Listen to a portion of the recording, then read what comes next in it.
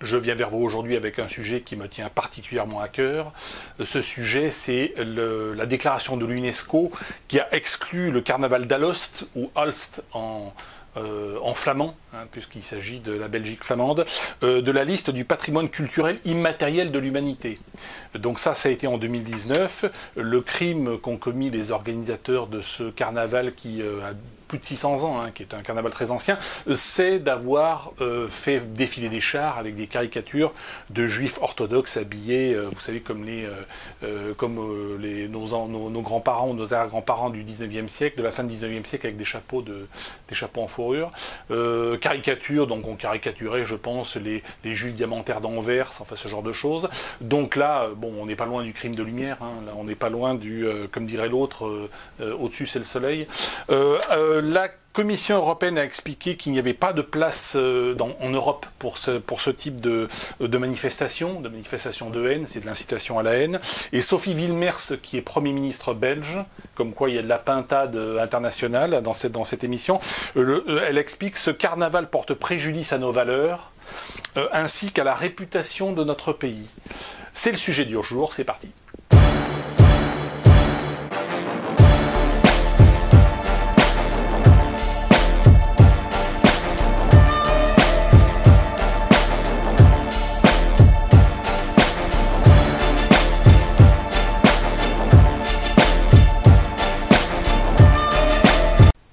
Pour répondre à Sophie Wilmers, Premier ministre belge, l'éthique de la liberté dit « fais ce que tu veux à condition de ne jamais porter matériellement et volontairement préjudice à autrui ». Matériellement, c'est très important, car tout ce qui est de l'ordre de la déclaration, de l'ordre de la manifestation, de l'ordre de la caricature, de l'ordre de l'outrance, de l'ordre de la théorie, ou de l'ordre de la profession de foi politique ou de la profession de foi religieuse, ne porte pas matériellement préjudice à autrui.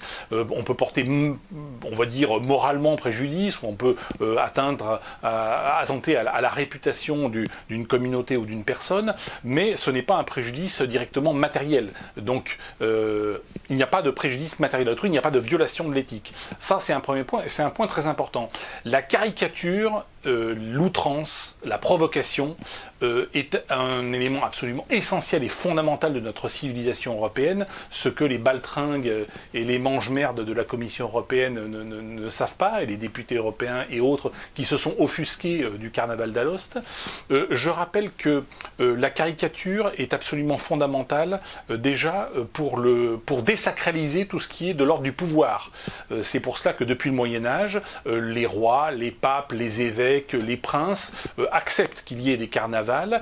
Le carnaval aujourd'hui, on a l'image souvent du carnaval de Rio qui est devenu un carnaval très très commercial et même souvent assez vulgaire et assez grossier. On voit des bonnes femmes avec des plumes d'autruche, c'est assez grotesque. L'origine du carnaval, c'est une journée ou plusieurs jours, en général 2-3 jours de licence, au cours desquels le peuple, le petit peuple, vraiment les plus pauvres d'entre nous, descendent dans la rue, se moquent des puissants, se moquent du pape, se moquent du roi, se moquent des banquiers, se moquent des industriels, et aujourd'hui on peut se moquer des associations. J'ai vu sur le dernier carnaval un char avec Greta Thunberg, voilà. On peut voir éventuellement des George Soros également sur les chars des carnavals européens, encore une fois, des carnavals un petit peu politiques. Cette caricature et cette transgression, elle est nécessaire pour que le petit peuple puisse exprimer au moins une fois par an, au moins 2-3 jours par an, sa colère contre un certain nombre de dérives qui peuvent être celles des élites, ou bien simplement pour dire, voilà, nous existons, vous vous moquez de nous toute l'année, et bien aujourd'hui, c'est nous qui nous moquons de vous.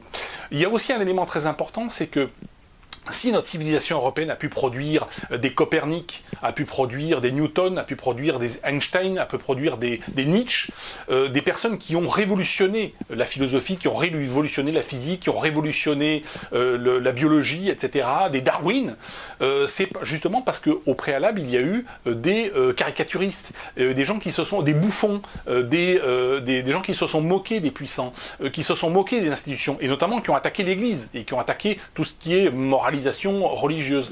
Je pense que dans le cadre du carnaval d'Alost, les chars qui se moquent des religieux, et je rappelle que dans ce carnaval, on se moque également des religieux catholiques, chrétiens, on se moque des religieux fondamentalistes musulmans, on voit des chars avec des barbus à la Ben Laden et des fausses Kalachnikov, donc on se moque de tout le monde. Alors, se moquer des musulmans ou des chrétiens, ça serait acceptable. Se moquer des juifs orthodoxes, ça serait pas acceptable. Les juifs eux-mêmes pourraient se moquer des juifs orthodoxes, mais les non-juifs, les goïs, ne pourraient pas se moquer des juifs orthodoxes. Donc là, on est vraiment dans le deux poids, deux mesures, et je reviens sur ce que je disais. L'une des caractéristiques fondamentales de notre civilisation, et ce qui a permis le développement que nous connaissons, et on va dire son excellence technologique, artistique, culturelle et autres, c'est justement qu'il y ait pu avoir des personnes qui ont remis en cause le savoir des anciens. Copernic a remis en cause le système de Ptolémée. Ptolémée était un grec, était un géant de la pensée, mais il a fallu à un moment donné remettre en cause son système solaire qui plaçait la Terre au centre de l'univers. Copernic a dit non, c'est le Soleil qui est le centre du système solaire et les planètes tournent autour. Il a fallu effectivement, la force de notre civilisation, c'est d'avoir eu des gens capables de remettre en cause les grands anciens. Donc, c'est extrêmement important. Je ne passerai pas sur la notion de la liberté d'expression. Elle doit être totale. J'ai été le premier à dénoncer Dieudonné lorsqu'il a fait la promotion du Zinecoin ou autre, mais je suis le premier aussi à le défendre et à défendre ces caricaturistes qui aujourd'hui sont condamnés, qui aujourd'hui sont stigmatisés. Je pense que c'est une preuve de faiblesse de la part d'un certain nombre d'associations communautaires qui ne représentent qu'elles-mêmes. Je rappelle que les associations qui prétendent parler au nom des juifs parlent au nom de certains juifs et non pas de la totalité. Ce sont des associations qui ne représentent qu'elles-mêmes, comme les associations catholiques ne représentent qu'une partie des catholiques, ou les associations, on va dire, maçonniques ne représentent qu'un certain nombre de francs-maçons et pas la totalité.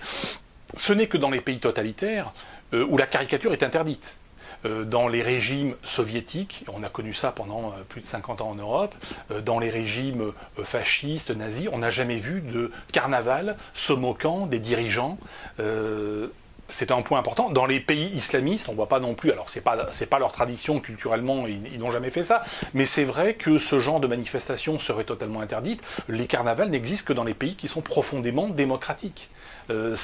D'ailleurs, le carnaval a été imité également dans la tradition juive. C'est la fête de Pourim. Alors c'est vrai que Pourim, ce sont surtout les enfants qui se déguisent et qui font on va dire un carnaval enfantin. Mais dans toutes les sociétés démocratiques profondément, il y a des carnavals. Dans les sociétés totalitaires, il n'y en a pas. Donc on devrait plutôt se réjouir qu'il y ait des carnavals, même si certains chars et même si certaines provocations et même si certaines outrances peuvent blesser. Moi-même, je suis moqué sur Internet, ou je suis attaqué ou stigmatisé ou bien accusé ou menacé, et ça fait jamais plaisir, mais la personne qui attaque ou qui stigmatise ou qui menace, elle a de bonnes raisons de le faire.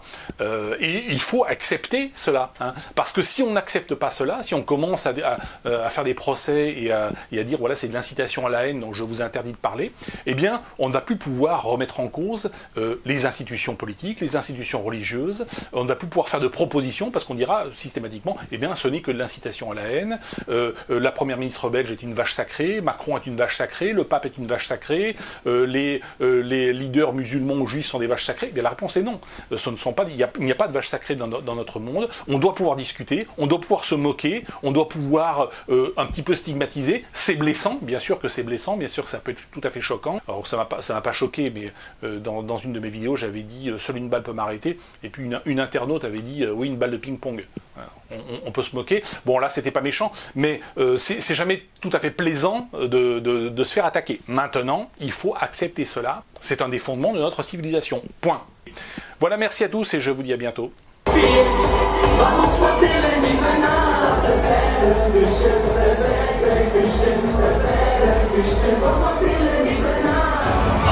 moest dus